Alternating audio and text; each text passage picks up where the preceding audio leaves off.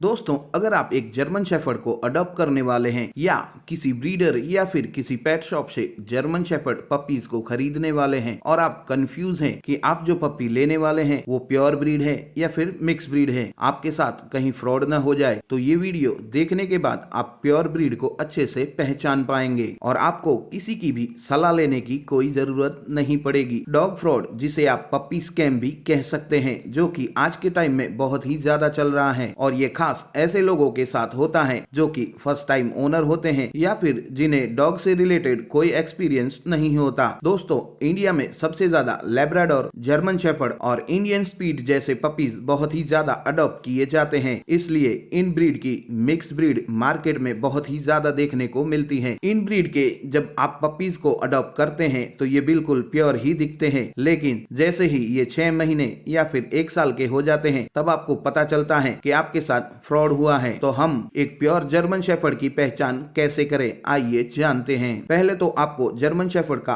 Coat colour पता होना जरूरी है। जर्मन शेफर्ड डॉग आज के टाइम में 3 अलग अलग कोट कलर्स में पाए जाते हैं। नंबर 1 पर है ब्लैक एंड टैन, नंबर 2 पर है प्योर व्हाइट जिस पर किसी भी और कलर की कोई मार्किंग नहीं होती, और नंबर 3 पर है प्योर ब्लैक या फिर आप उसे जेड ब्लैक भी कह सकते हैं। और इनमें कोट भी 3 टाइप्स के होते हैं, सिंगल कोट, डबल कोट और लॉन्ग कोट। अगर आप ब्लैक एंड टैन पपीज ले रहे हैं तो उसके पैर या फिर टेल यानी कि पूंछ पर नॉर्मल व्हाइट स्पॉट्स होते हैं तो कोई प्रॉब्लम नहीं, लेकिन बॉडी के किसी और पार्ट्स पर अगर व्हाइट कलर की मार्किंग है तो वो प्योर ब्रीड नहीं है, उसे आप बिल्कुल भी अडॉप्ट ना करें। नंबर 2, आप जर्मन शेफर्ड के कान से भी पता लगा सकते हैं। जर्मन शेफर्ड के कान स्टैंडिंग पोजीशन में होते हैं और वो ट्रायंगल के शेप में होते हैं। अगर ऐसा नहीं है तो वो प्योर ब्रीड नहीं है, और आपको इस बात का खास ध्यान रखना है कि जर्मन शेफर्ड के 2 कानों के बीच में ज्यादा गैप नहीं होता, और अगर गैप है तो वो मिक्स ब्रीड है, लो क्वालिटी का जर्मन शेफर्ड है, इस बात का खास ध्यान रखें। नंबर 2 पर है जर्मन शेफर्ड की टेल यानी कि पूंछ, जो कि मोटी,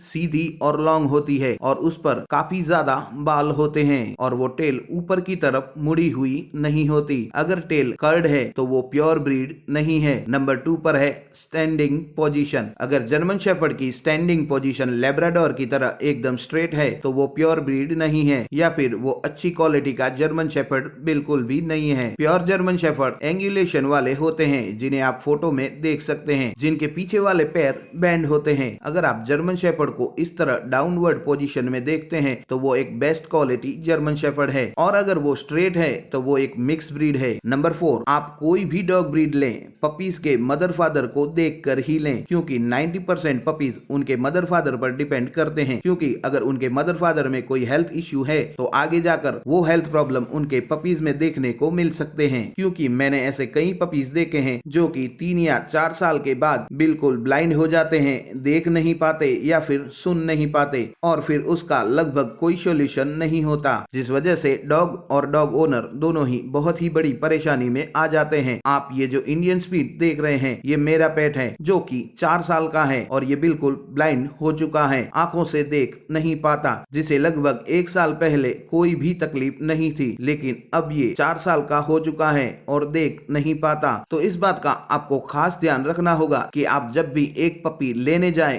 तो उसके मदर फादर को जरूर देख लें, ताकि आपको बाद में पछताना ना पड़े। And last is face structure. दोस्तों, जर्मन शेफर्ड का फेस काफी लंबा होता है, इनकी नोज भी काफी बड़ी होती है जो कि ट्रायंगल के शेप में होती है। अगर जर्मन शेफर्ड का फेस गोल है या फिर लैब्राडोर जैसा है तो समझ लीजिए कि ये एक क्रॉस ब्रीड है। दोस्तों, आपको इन बातों का खास ध्यान रखना है। सबसे पहले आपको जर्मन शेफर्ड के कोट और कोट कलर को देखना है, उसके बाद उसके कान और टेल को देखना है, उसकी स्टैंडिंग पोजीशन को देखना है, उसके मदर फादर को जरूर देखना है और उसका फेस स्ट्रक्चर भी जरूर देखना है। अगर ये सब कुछ एकदम सही है तो वो एक प्योर और ओरिजिनल क्वालिटी का जर्मन शेफर्ड है, जिसे आप आंखें बंद करके अपने घर ला सकते हैं और कम पैसों या फिर डिस्काउंट के चक्कर में बिल्कुल भी ना पड़े, ताकि आगे जाकर आपको किसी भी दिक्कत का सामना ना करना पड़े।